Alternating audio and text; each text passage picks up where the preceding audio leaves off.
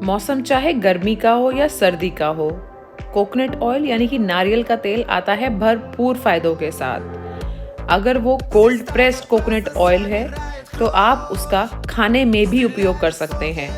तो चलिए आज की वीडियो में बनाते हैं हम कोल्ड प्रेस्ड कोकोनट ऑयल, और वो भी बहुत ही सिंपल तरीके से। इसे बनाने के लिए मैंने यहाँ पे लिए हैं 3 बड़े नारियल। तो इन 3 नारियल को अब मैं छील लूँगी। अगर आप चाहें तो जब आप खरीद रहे हैं मार्केट से, आप तब भी इन्हें छिलवा सकते हैं, नहीं तो आप घर पे आके खुद से भी छील सकते हैं। एक्चुअली इसको ये छीलने और तोड़ने का प्रोसेस थोड़ा सा हार्ड होता है, तो मेक श्योर कि आप ये बहुत ही ध्यान से कर रहे हैं।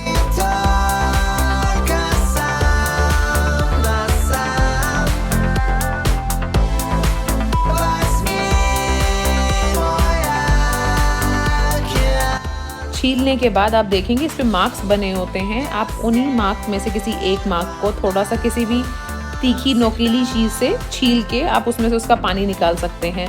नहीं तो अगर आप डायरेक्टली तोड़ देंगे उसे, तो जो पानी है उसका, जो कि बहुत ही ज़्यादा गुणकारी होता है, वो गिर जाता है और वेस्ट हो जाता है। तो बेसिकली आपको इस पानी को बचाने के लिए आप ऐसे करके अपना नारियल को खोल सकते हैं।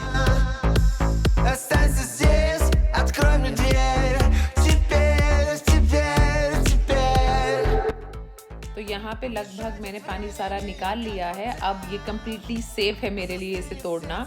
तो आप किसी भी भारी चीज़ से, यहाँ पे मैं बेलने का इस्तेमाल कर रही हूँ, लगभग 5 से 6 बारी आप मार के देखिए, आपको दिखेगा एक क्रैक आता हुआ। अगर वो मुश्किल रहेगा तो एक आधी बारी आप और मारेंगे तो वो अपने आप ही ईजिली खुल जाएगा।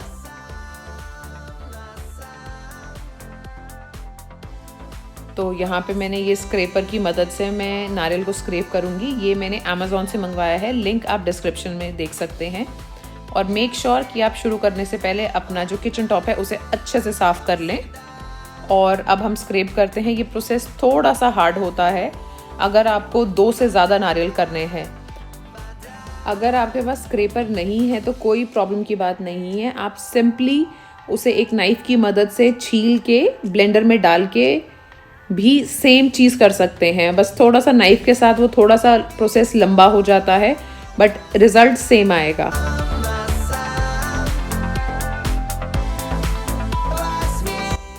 तो अब हम नारियल का दूध बनाएंगे। तो जो ये स्क्रैप्ड नारियल था, इसे मैं ब्लेंडर में डाल के थोड़ा सा पानी डाल के उसका दूध निकाल रही हूँ एक चीज़ क्लॉथ की मदद से। और अगर आप चाहें तो आप ये दूध अलग से एक बॉटल में भी रख सकते हैं। ये 2 से 3 दिन तक एकदम फ्रेश रहेगा।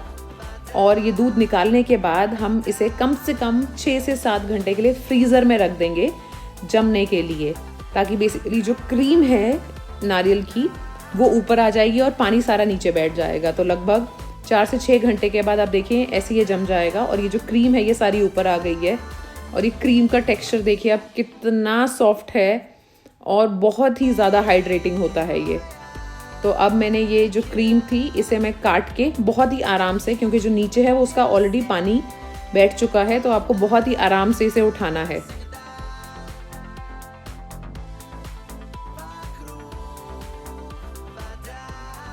तो सारी क्रीम जब हमारी इकट्ठी हो जाए, इसे हम एक क्लिंग रैप से कवर करके धूप में रख देंगे कम से कम 2 से 3 घंटे के लिए। सर्दी के दिन है तो धूप बहुत ज़्यादा स्ट्रॉन्ग नहीं होती, तो आपको इसलिए कम से कम 2 से 3 घंटे रखना ज़रूरी है।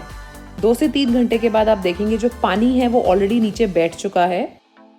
हम इसे एक बार फिर फ्रीज़र में रखेंगे लगभग 4 से 5 घंटे के लिए, क्योंकि जो क्रीम और ऑयल होता है वो जमने में बहुत कम समय लेता है, तो इसीलिए हमारे लिए ईजी हो जाता है ऊपर से क्रीम को अलग करना पानी से।